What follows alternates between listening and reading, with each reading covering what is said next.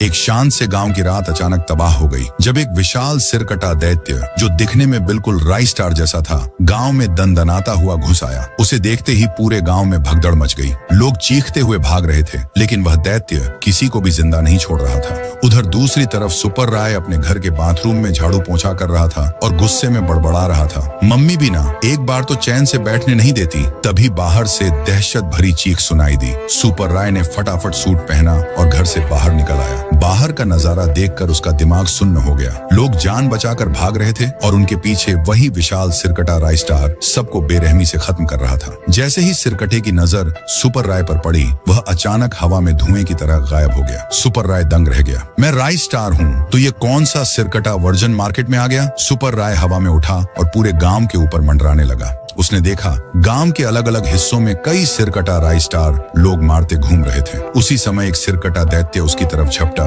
लेकिन सुपर राय ऊपर उड़ गया और पास की एक छत पर जा उतरा। वहां से उसने देखा कि लोग किसी जानवर की तरह मारे जा रहे थे। उसे समझ नहीं आया कि ये विनाश रुकेगा कैसे। तभी उसे एक नाम याद आया, प्रोफेसर पुष्पा। सुपर राय सीधे उनकी लैब की ओर उड़ गया, लेकिन लैब में माहौल और डरावना था। मशीनें टूटी पड़ी थीं, स्टाफ के लोग मर चुके थे और कोने में घायल प्रोफेसर पड़े थे। सुपर राय ने उन्हें उठाया और अस्पताल ले गया। इलाज के बाद जब प्रोफेसर होश में आए, राय ने जल्दी से पूछा, अरे प्रोफेसर, ये सब कैसे हुआ? प्रोफेसर ने थकी आवाज में कहा, राय स्टार, मुझसे बहुत बड़ी गलती हो गई। उन्होंने बताया कि कुछ दिन पहले उनका नौकर तुंग तुंग लाल उनके पास उत्साहित होकर आया और बोला, बॉस, एक गांव है राजनगर, वहाँ का सूखा जंगल रातों रात हरा भरा हो गया। ये सुनते ही प्रोफेसर हैरान रह गए और अगले दिन तुंग तुंग को लेकर वहाँ पहुँच गए। जंगल में उन्हें एक अनोखा पौधा मिला। वे उसे केवल देख ही रहे थे कि तुंग तुंग ने अचानक वह पौधा तोड़कर खा लिया। पौधा खाते ही उसका शरीर सफेद पेड़ में बदल गया और उसी पेड़ के भीतर से एक विशाल सिरकटा राय स्टार निकलकर आसमान में उड़ गया। यह सुनकर सुपर राय के होश उड़ गए। सुपर राय ने पूछा, अब इसे ठीक कैसे करेंगे? प्रोफेसर बोले, इनमें से एक सिरकट्टे राय स्टार को पकड़ कर लाओ, तभी दवा बन पाएगी।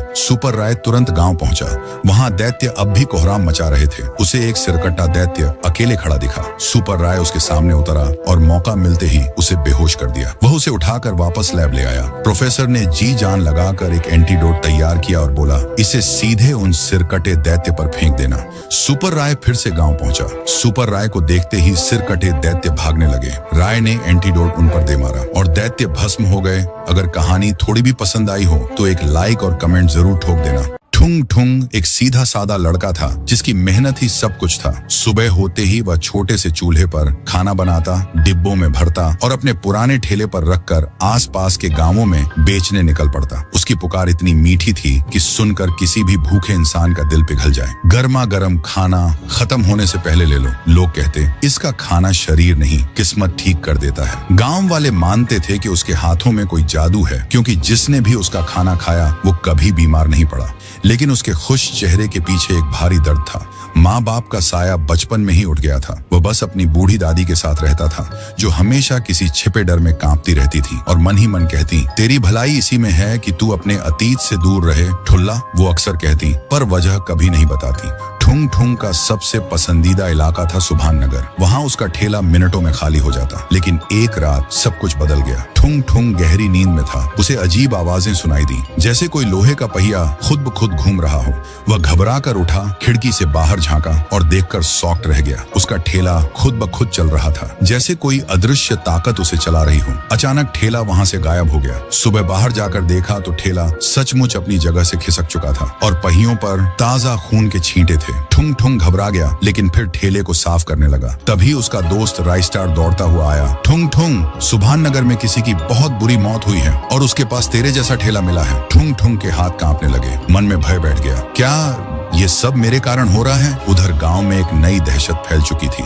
हर रात एक रहस्यमयी ठेला दिखाई देता। गांव के बीच रुकता और कोई इंसान नहीं, बल्कि वह खुद पुकारता, गर्मा गर्म खाना ले लो। आवाज इंसान जैसी होती, पर उसमें एक अजीब सिहरन थी। लोग उस आवाज के पीछे खींचते चले जाते, बस एक कौर खाते और अगले ही पल उनका शरीर फट जाता, जैसे कोई धमाका भीतर ही भीतर हो गया हो। सुबह बस लाशें मिलती और पास में वही ठेला। ठुंग ठुंग समझ गया कि यह कोई सामान्य घटना नहीं, किसी आत्मा का खेल है। उसने फैसला किया कि आज रात वह इसका पीछा करेगा। रात के तीसरे पहर ठेला अपने आप फिर चल पड़ा। ठुंग ठुंग उसके पीछे दौड़ा। ठेला उसे फिर सुभान नगर के बीच ले आया और अचानक उसके आसपास दर्जनों खाने के डिब्बे आ गए और वही आवाज, गर्मा गर्म खाना, पर पहले से 100 गुना डरावनी। लोग सम्मोहित होकर उसकी ओर बढ़ने लगे। ठुंग ठुंग चिल्लाया, रुको! पर देर हो चुकी थी। वह भागता हुआ घर आया और अपनी दादी से बोला, दादी, मेरा ठेला लोगों को मार रहा है। दादी कांपने लगी। उनकी आंखों में पुराना डर जीवित हो उठा। बेटा, वो लौट आया है, अब कुछ नहीं होगा। कुछ नहीं, ठुंग ठुंग ने कहा। कौन दादी? कौन वापस आ गया? पर दादी चुपचाप कमरे में जाकर दरवाजा बंद कर ली। अगली रात ठुंग ठुंग ठेले के सामने खड़ा हो गया। निकल, जो भी है सामने आ। अचानक ठेला हिलने लगा, पहिए जमीन पर घिसने लगे और पलक झपकते ही ठेला एक इंसान का रूप ले चुका था। वह आंसू भरी आवाज में बोला,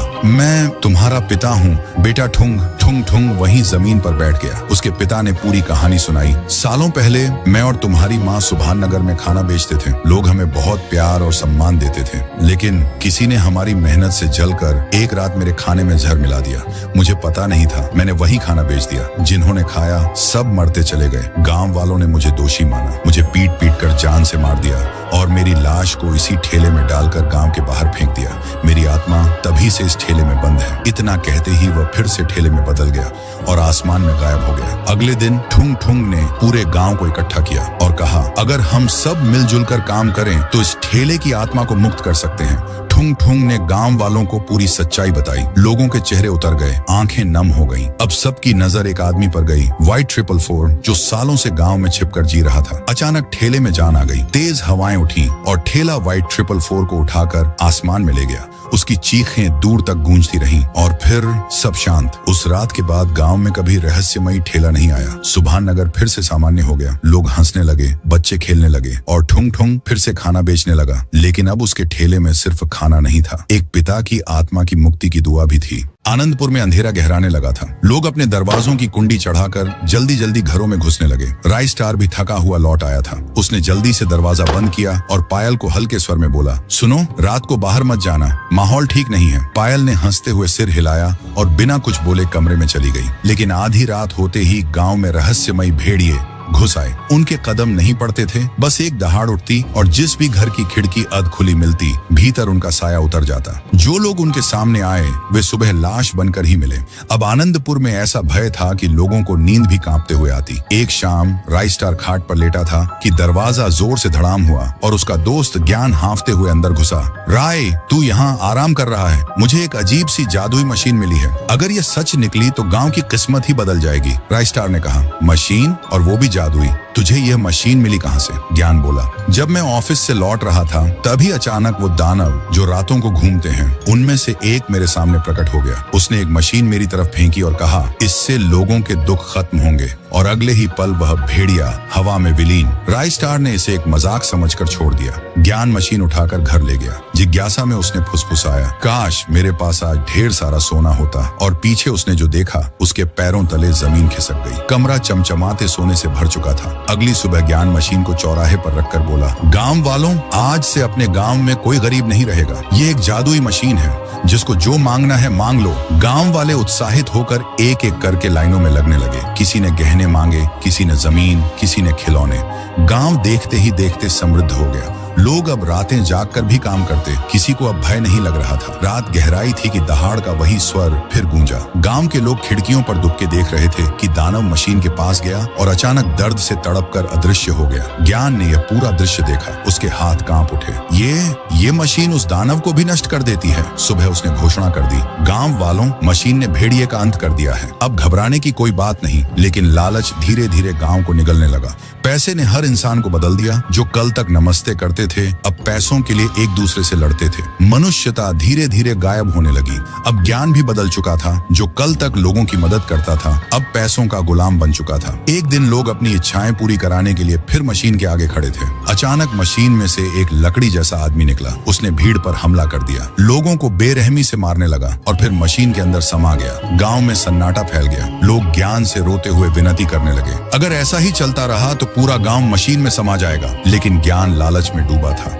उसके लिए अब मशीन से बड़ा कुछ नहीं था। उसी रात राइस्टार और पायल अपने घर में सो रहे थे। अचानक बाहर कुछ गिरने की आवाज आई। पायल ने सोचा कोई जानवर होगा और देखने बाहर गई, लेकिन बाहर खड़ा था वही रहस्यमय लकड़ी जैसा जीव। पायल कुछ बोल पाती उससे पहले वह गायब हो गई। अगली सुबह मशीन भी गायब हो गई। राइस्टार भागा भागा पूरे गांव में घूमता रहा, लेकिन न पायल मिली न मशीन। अब उसे समझ आ चुका था कि कहानी कुछ और ही है। अब शायद पायल कभी वापस न आए। दूसरी ओर पायल एक दूसरी दुनिया में थी। होश आने पर उसने खुद को एक अनजानी जगह पर पाया। हर ओर सिर्फ मशीनें ही मशीनें थी। पायल की आंखों से आंसू गिरने लगे। राइस्टार, तुम मुझे लेने कब आओगे?